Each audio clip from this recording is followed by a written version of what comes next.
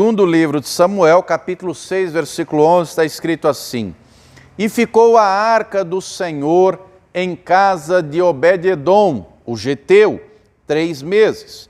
E abençoou o Senhor a Obed-edom e toda a sua casa. Olha só, a arca da aliança foi levada à casa de Obed-edom e em 3 meses a vida deste homem, da sua família, mudou completamente. E o mesmo Deus que agiu na vida de Obed-edom tem poder para agir na nossa vida também. Você crê nisso? Ele tem poder para entrar na tua casa, ele tem poder para abençoar você e toda a sua família. Você crê nisso? Crê também que ele vai falar conosco? Muito bem, antes de chegarmos aqui, temos que fazer uma retrospectiva na história para entendermos o contexto. A Arca da Aliança foi feita por ordem do próprio Deus. Lá no livro do Êxodo, capítulo 25, Deus vai dizer a Moisés: Moisés, eu quero que vocês me façam um tabernáculo e eu vou habitar no meio de vós. E aí Deus vai detalhar como deveria ser feito o tabernáculo. Deus vai detalhar todos os móveis e utensílios, tudo o que deveria estar dentro do tabernáculo. E o primeiro móvel que Deus fala é justamente a Arca da Aliança, ou Arca do Senhor, ou Arca do Concerto. Essa arca era um móvel que Deus manda fazer de madeira, revestido de ouro por dentro e por fora. Era mais ou menos 1 metro assim de comprimento, em torno de 50, 70 centímetros de largura. E essa arca era de madeira revestida de ouro por dentro e por fora, com argolas nas laterais, para que fosse atravessada varas nas laterais, varas também da mesma madeira de acácia, revestida de ouro, para que ela fosse carregada no ombro. Deus manda fazer também a tampa da arca, o propiciatório. Tinha que ser toda de ouro essa tampa, com 2 querubins com asas apontadas, um diante do outro, olhando para a base. E aí Deus vai dizer a Moisés, lá no meio dos querubins, eu vou falar com você. Eu vou vir, vai ter a minha presença, a minha Shekinah, a presença, a glória de Deus. Dentro da arca haviam 3 itens que eram as tábuas da lei, o pote de ouro com maná e a vara de Arão que floresceu. Então, a arca representa a presença de Deus. E Deus estabelece de maneira clara que tinha que ter reverência, tinha que ter temor. Tanto é que se você ler, por exemplo, Levítico 16, os 2 filhos de Arão, eles entram lá no lugar santíssimo, no Santo dos Santos, sem temor, sem reverência, são fulminados vivos. E aí Deus vai deixar claro: Moisés, fala para o teu irmão Arão que não é para ficar entrando toda hora, sem temor, sem reverência, porque representava a presença de Deus. E onde a arca ia, ou seja, a presença de Deus, o povo vencia, era bem sucedido. Durante o tempo de peregrinação, as batalhas, eles levavam a arca adiante, a presença de Deus, e venciam, tinham êxito. O Moisés faz o tabernáculo, conclui a obra, está lá Êxodo 40, quando inaugura o tabernáculo, a glória de Deus vem, a presença de Deus está ali com o seu povo. Passa o tempo, Moisés morre, chega o tempo de Josué. Deus dá ordem a Josué para atravessar o Jordão, para ingressar na terra prometida, para batalhar, para conquistar, para dominar a terra. E se você ler Josué capítulo 3, o rio Jordão transbordava, estava muito cheio. Deus vai dizer: Josué, manda o povo se santificar. Amanhã você pega, fala para os sacerdotes entrarem na água levando a arca no ombro. A arca era para ser carregada no ombro. Fala para eles entrarem na água porque eu vou abrir as águas. E assim acontece, os sacerdotes entram, Deus abre as águas, eles param lá no meio do rio Jordão e as águas se abrem no montão, o povo atravessa. Chegando lá do outro lado, tem a primeira cidade da terra prometida, que é Jericó. Jericó tem muralhas gigantescas. E Deus vai dizer: Josué, você vai rodear a cidade 7 vezes. Uma vez por dia, no 7º dia, 7 vezes. Detalhe, a Arca da Aliança na frente. Os sacerdotes na frente, e assim acontece, eles fazem conforme Deus fala e Deus coloca as muralhas abaixo. Então a arca da aliança era símbolo da presença de Deus, era a vitória garantida. E assim Josué vai travar diversas batalhas, depois leia lá o livro de Josué, e vai ter êxito, porque a presença de Deus vai à frente. Mas muito bem, o tempo vai passar, conquistam toda a terra, se estabelecem, e chega o tempo do sumo sacerdote Eli. No tempo dele, em Siló, vai haver uma batalha entre o povo de Deus, os israelitas, e os filisteus. E nessa batalha, eles não levam a arca da aliança para o campo de batalha. E morre 4.000 soldados de Israel. Já estou aí, 1 Samuel capítulo 4. Estou resumindo a história para chegarmos aqui. Morre 4.000 soldados. Então, alguém pensa, perdemos esse contingente porque não veio a arca, a presença de Deus. O Senhor dos Exércitos não estava conosco na batalha. Mandem trazer a arca. E vão lá Siló, vão lá Eli, e Eli envia a arca, levada no ombro por seus 2 filhos, Ofni e Finéias. A arca foi, a presença de Deus não foi. Porque os sacerdotes tinham que ser santos, tinham que viver em temor, em reverência. Só que Ofni e Finéias eram homens que eram adúlteros, eram homens que eram ladrões, eram homens sem temor, sem reverência, prostitutos. Eles levam a arca, o móvel foi, a presença de Deus não foi. Se você ler 1 Samuel capítulo 4, o texto vai dizer que na segunda batalha vão morrer 30.000 soldados de Israel, inclusive Ofni e Finéias. Para agravar a situação, a arca é levada pelos inimigos, pelo povo filisteu.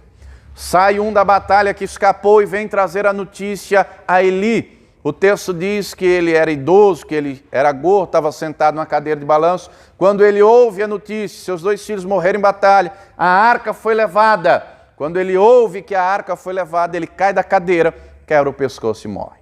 A esposa de Finéias estava grávida. Quando ela ouve a notícia, agora a senhora é viúva, agora seu filho vai nascer órfão sem pai. A arca foi levada. Quando ela ouve, a arca foi levada, ela entra em trabalho de parto.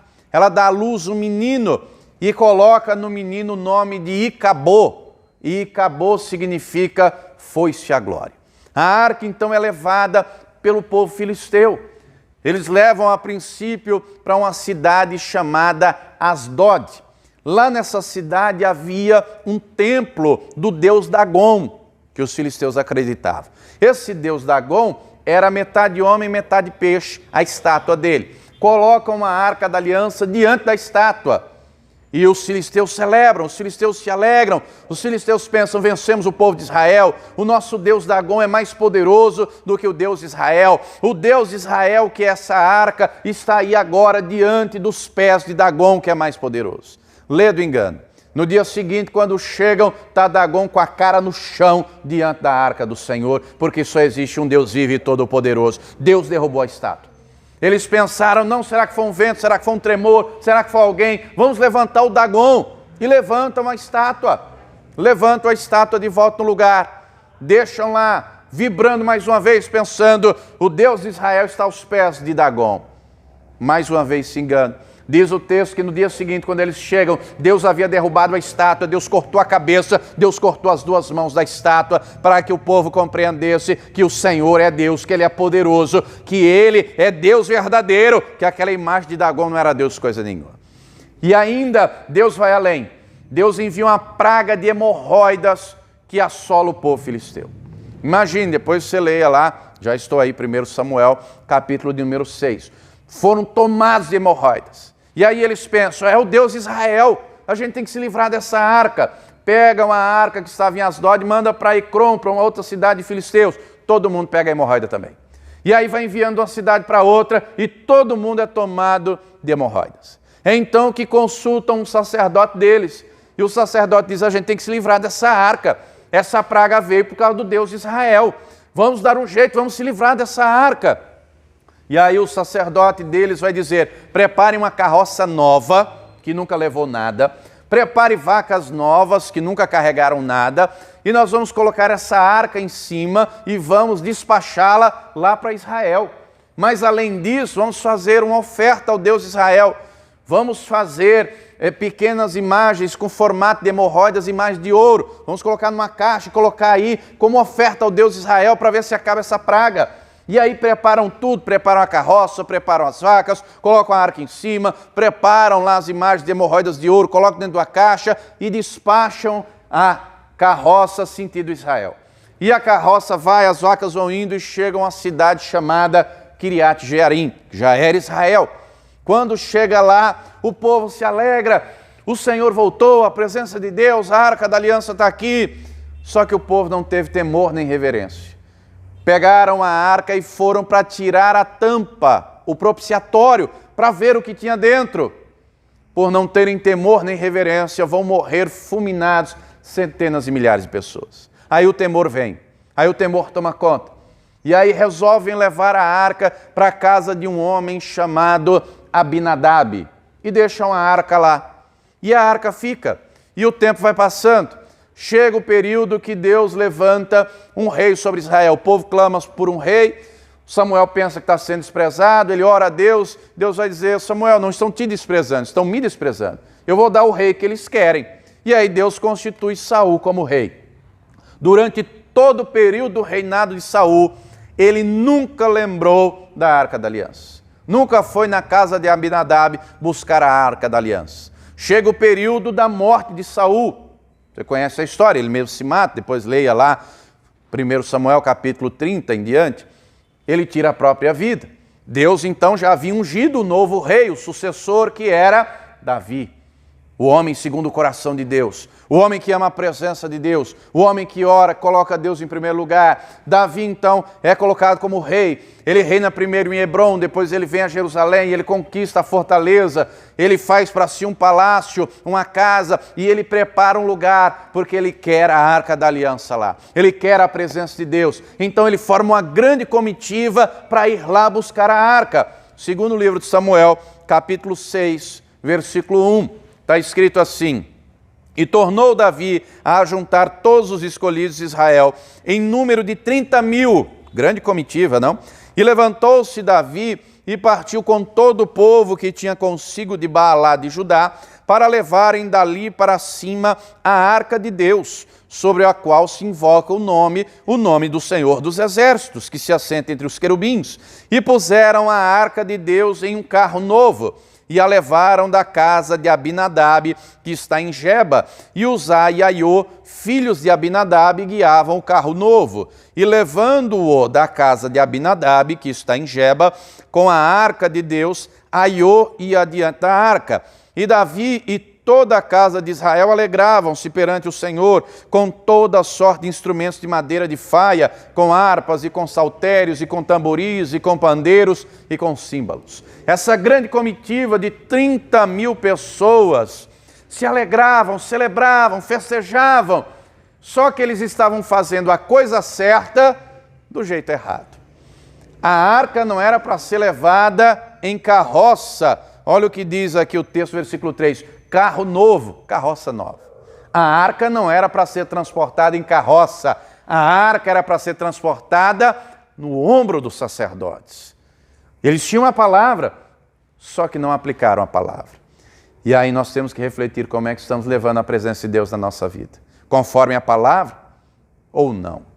Davi está fazendo a coisa certa do jeito errado. E aí uma tragédia vai acontecer. Versículo 6. E chegando à eira de Nacom, estendeu Uzá a mão à arca de Deus e segurou-a, porque os bois a deixavam pender. A arca, a carroça provavelmente passou num buraco, em alguma coisa, algum desnível, e a arca foi pender para cair. E Uzá, querendo impedir que a arca caísse, tocou, estendeu a mão. Deus fulminou Uzá. Olha o que diz o versículo 7. Então a ira do Senhor se acendeu contra Uzá, e Deus o feriu ali por esta imprudência, e morreu ali junto à arca de Deus.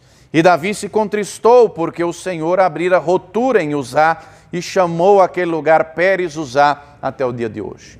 Uzá foi fulminado vivo. Segundo alguns estudiosos, essa rotura foi literalmente abriu as entranhas. Ele foi fulminado vivo. Davi então fica preocupado. O versículo 9 diz: e temeu Davi ao Senhor naquele dia e disse: como virá a mim a arca do Senhor? Como eu vou levar? Como eu vou fazer isso? E ele percebeu que Deus não estava se agradando da maneira como a coisa estava sendo feita. É então que ele vê uma casa. Olha o que diz o versículo 10. E não quis Davi retirar para si a arca do Senhor para a cidade de Davi, mas Davi a fez levar à casa de Obed-edom, o geteu. A casa de Obed-edom ficava na estrada de Geba a Jerusalém. E era, não é, eu acredito que você já viu aí em algum estrada, em algum interior, já viu aquela casinha de sapê, pau a pique, não é? Feito de madeira trançada, montada com barro, o barro ali as paredes. Casa simples, humilde. Se até hoje existe, eu já vi muito, já vi aqui no interior de São Paulo, já vi no interior do Nordeste, então nem se fala. Você sabe que eu pastoreei lá em Natal, fiquei lá no Rio Grande do Norte aproximadamente 6 anos, e nesse período eu fui 2 vezes ao Piauí de carro ver os meus pais, e é comum você ver, do Rio Grande do Norte a gente vai cortando pelo interior, atravessa 6 estados. Do Rio Grande do Norte eu passava para Paraíba, da Paraíba pegava uma parte do Pernambuco, depois uma parte do Ceará, depois outra parte ali do Pernambuco, já lá chegando em Salgueiro, indo a Petrolina. De Petrolina entrava na Bahia, passava ali um trecho de Sobradinho, passava até em Remanso, de Remanso entra no Piauí, na primeira cidade, na divisa, que é Dirceu Arco Verde, que é onde meus pais moram. Então é comum ver esse tipo de casa. Era uma casa simples, era uma casa humilde. Davi compreende que ele não pode levar a arca porque ele não está agindo conforme a vontade de Deus, senão aquilo não havia acontecido. Ele vê aquela casa, ele vai até lá, chama, imagine Obed-edom abrindo a porta e o rei Davi dizendo, como é seu nome? Obed-edom. Pois não, eu sou o rei Davi. Pois não, rei Davi, eu vim deixar aqui a arca. Na minha casa? Na sua casa, vai ficar aí. Obed-edom, diz o texto, ele era geteu. Geteu significa que ele nasceu numa cidade chamada Gate. Gate era a mesma cidade do gigante Golias, que Davi matou, 1 Samuel capítulo 17. O texto não diz se Obed-edom gostava ou não de Davi, fato é que o Davi era o rei e rei manda. O rei deixou claro, eu vou deixar a arca aí. E a arca foi colocada na casa de Obed-edom. E olha que coisa curiosa, talvez a essas alturas Obed-edom já soubesse que a arca representava a presença de Deus. Talvez a essas alturas ele já soubesse o que aconteceu na terra dos filisteus, como foi o deus Dagom colocado abaixo, destruído, cabeça cortada, mãos cortadas. Talvez a essa altura ele já soubesse da praga de hemorroidas que assolou os filisteus. Talvez a essa altura ele já soubesse que Uzá foi fulminado vivo, porque tocou na arca. O texto diz que ele era de Gate. E olha que coisa curiosa, o nome Obed quer dizer servo, e Edom quer dizer que ele era também edomita, ou seja, descendente de Esaú. Se você ler Hebreus 12, o texto vai dizer que nós não devemos ser como Esaú, que era profano. O que é profano?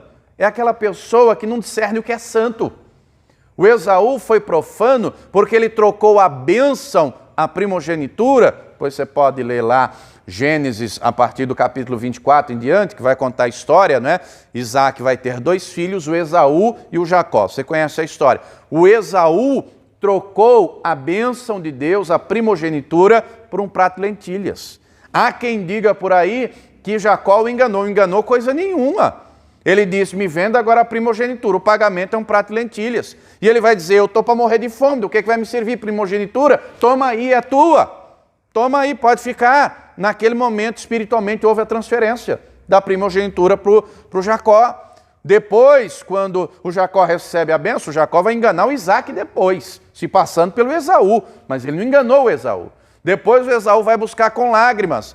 Depois que Isaac diz, já abençoei. Mas não tem outra bênção, não? Não. E aí ele chora de raiva, mas não teve mais bênção. Ele é profano. Então, o Obed-edom é de um povo descendente de gente que é profana, de gente que não conhece a Deus, de gente que não discerne o que é santo, e dentro da casa dele é colocada a Arca da Aliança. Mas o texto vai dizer, versículo 11, onde começamos a mensagem, e ficou a Arca do Senhor em casa de Obed-edom geteu. Quanto tempo, minha gente? 3 meses.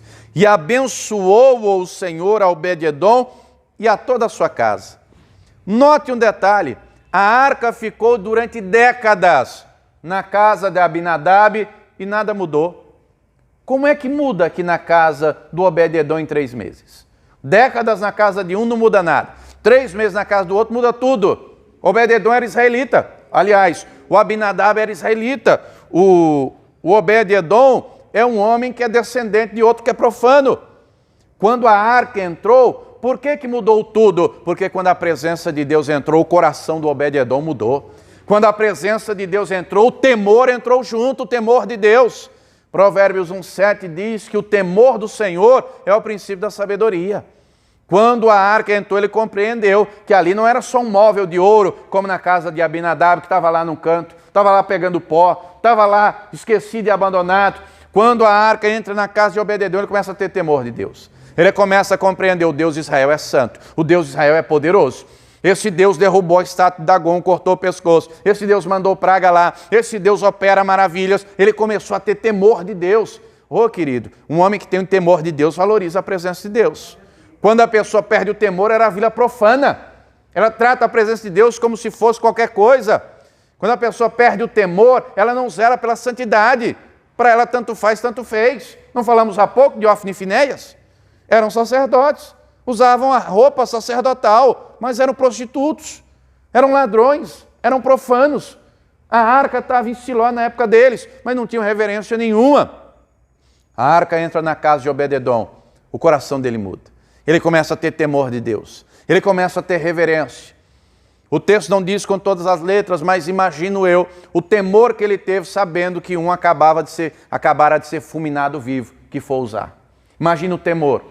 Imagina, um homem que tem temor, uma pessoa que tem temor de Deus, é prudente, porque avalia antes as atitudes, avalia antes as palavras, avalia antes o que pensa, o que faz. A casa, certamente, era uma casa de sapê. Você sabe que casa de sapê é pequena. Não sei se você já entrou numa dessas, eu já entrei. Geralmente é um cômodo só. É um cômodo só para tudo. Dentro daquele cômodo vai ter lá um fogão a lenha, vai ter onde dorme, vai ter tudo ali dentro daquele pequeno cômodo. Imagine lá dentro daquele cômodo Obed-edom, a esposa e filhos. O coração dele mudou, porque entrou o temor. Ele começa então a mudar de comportamento. Ele começa então a mudar de atitude. Primeiro, ele acredita no Deus de Israel. Segundo, muda o tratamento dele para com a esposa, para com os filhos. Minha gente, é triste ver que muita gente hoje em dia perdeu o temor da presença de Deus. A arca representava a presença do Senhor. Muita gente hoje, infelizmente, perdeu o temor pela presença de Deus. Obed-edom, então, começa a tratar a esposa, os filhos com zelo, com amor, com carinho. Do mesmo jeito, a esposa e os filhos. Imagina o Obed-edom corrigindo os filhos, dizendo: cuidado com o que você vai dizer. Aqui, ó, o Deus de Israel. Olha aqui a presença do Todo-Poderoso. Cuidado com o que você vai falar, menino. Imagine se fosse discutir com a esposa, briga de casal. De vez em quando sai as faíscas, sai ou não sai? Antes dele abrir a boca, ele ter cuidado, ou medir as palavras. Tem gente que dentro de casa é um quebra-pau. Tem gente que dentro de casa é um que falta matar o outro agredindo com palavras. Obed-edom entendeu que a presença de Deus é santa. Começou a ter temor. Ele começa a amar a Deus. Aquilo começa a despertar dentro do coração dele.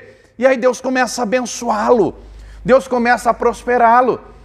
Talvez se ele tivesse uma galinha, duas, as galinhas vão botando ovos, vai nascendo pintinhos, vai se multiplicando, o rebanho vai multiplicando, a plantação vai crescendo. Deus foi abençoando ele, porque ele começou a amar o Deus de Israel, ele começou a ter temor de Deus, ele começou a buscar a Deus, ele começou a acreditar em Deus, Deus começou a mudar a vida dele. Quem está entendendo, diga glória a Deus.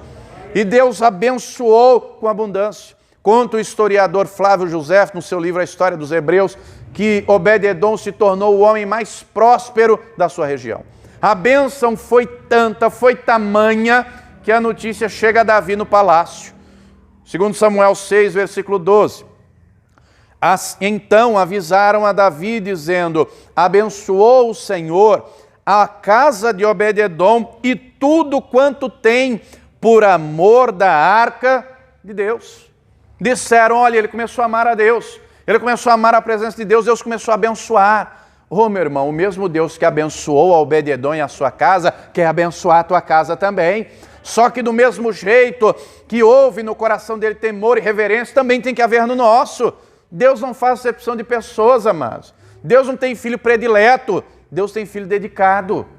Tem um que tem mais temor do que o outro. Tem gente que já perdeu o temor. Tem um que se dedica na oração, na busca da santidade. Querido, querida, Deus não exige perfeição absoluta. Ele quer ver um aprimoramento, um aperfeiçoamento constante na nossa vida. O problema é que muita gente passa dia, semana, mês e ano e nada muda porque a pessoa não muda. Ouve a palavra, aprende a palavra, sabe o que tem que fazer, mas não faz. Oh, queridos, o Espírito Santo habita em nós. Amém ou não amém? O Espírito Santo habita em você. A presença do Todo-Poderoso, o próprio Deus, habita em você. E aonde você vai, Ele vai. E Ele está com você na tua casa. Então, dentro de casa, comece a tratar o marido como você queria ser tratado. Comece a tratar a esposa como você gostaria de ser tratado. Trate os filhos com amor. Ah, pastor, mas não me dá isso, dê você. Jesus diz tudo aquilo, Mateus 7,12, que nós queremos que os outros nos façam, faça você primeiro. Nós colhemos o que nós plantamos. Ah, mas o fulano me trata com grosseria. Trate com amor. Ah, mas me trata com brutalidade. Trate com gentileza. Seja a diferença. Mostre para Deus que a presença dele é real na sua vida. O problema de muita gente é que ouve a palavra, chega dentro de casa, quebra o pau.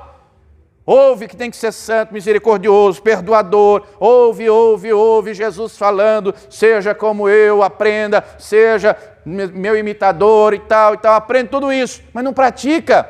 Aí dentro de casa quebra o pau com palavras, dá liberdade para o diabo, dá lugar para o diabo, aí depois não sabe porque dentro de casa é um campo de guerra.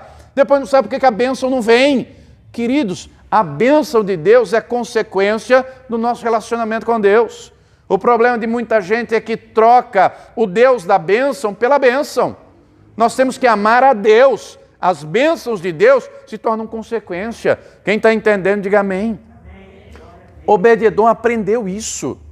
O texto diz no versículo 12 que Deus o abençoou porque ele começou a amar ao Senhor. Ele começou a amar a presença de Deus, a arca representava a presença de Deus. A notícia chega a Davi então, voltando aqui no versículo 12, a parte final. Foi, pois, Davi e trouxe a arca de Deus para cima da casa de Obed-Edom, a cidade de Davi, com alegria. Davi, então, agora vai fazer a coisa certa do jeito certo. Se você ler lá o primeiro livro de Crônicas, capítulo 15, o texto diz que ele consulta a palavra. O texto diz que ele chama os sacerdotes. O texto diz que ele vai dizer, se santifiquem, nós vamos lá buscar a arca do Senhor. E vão. Vão lá, pega a arca, agora os sacerdotes levando a arca no braço. O texto diz aqui, 2 Samuel 6,15, assim subindo, levavam Davi e todo Israel a arca do Senhor com júbilo e ao som das trombetas. O povo compreendeu, Davi compreendeu, o tempo chegou. É tempo de ir lá trazer a arca. E foram e trouxeram os sacerdotes levando no ombro, com alegria, louvando, glorificando a Deus. E o Obed-Edom, pastor, você acha que ele ficou? Você acha que ele ficou para trás? Ele aprendeu a amar a Deus. Ele aprendeu a amar a presença do Todo-Poderoso.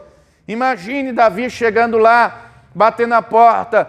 Agora já, certamente, já não é mais uma casinha de sapê. Se fosse nos nossos dias, talvez seria uma fachada de pedra, um acabamento de primeira, talvez um porcelanato. Talvez fosse nos nossos dias, o chão não seria mais de terra batida, seria um porcelanato. Olha só, o negócio tinha mudado, tinha prosperado. Mas Davi diz, Obed-Edom, eu vim buscar a arca. E o Obed-Edom, a arca vai para Jerusalém? Vai, eu vou junto. Você vai? Vou. Eu não largo mais a presença de Deus por nada. Aonde a arca for, onde a presença de Deus for, eu quero estar junto. Mulher, família, vamos todo mundo para Jerusalém. Onde Deus estiver, eu quero estar. Eu quero a presença dele na minha vida. E eles vão para Jerusalém.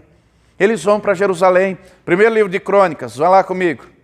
Primeiro livro de Crônicas, capítulo 15.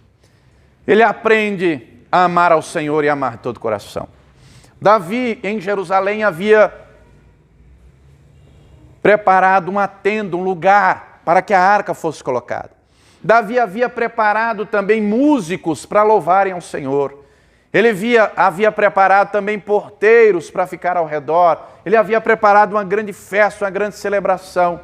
E aí o Obed-edom chega a Davi e diz: ô Davi, eu quero ficar próximo da arca. Ela ficou na minha casa 3 meses. A presença de Deus é tão maravilhosa, eu não quero ficar longe, eu quero ficar perto. Davi preparou um lugar para ele. Encontrou aí, primeiro livro de Crônicas 15, versículo 18, diz assim: e com eles, seus irmãos da segunda ordem, Zacarias e Beni, Jaaziel, e Semiramote, Jeiel, e Uni, Eliabe, e Benaia, e Maceias, e Matitias, e Elifeleu, e Miquneias, e Obed-edom e Jeiel, os porteiros.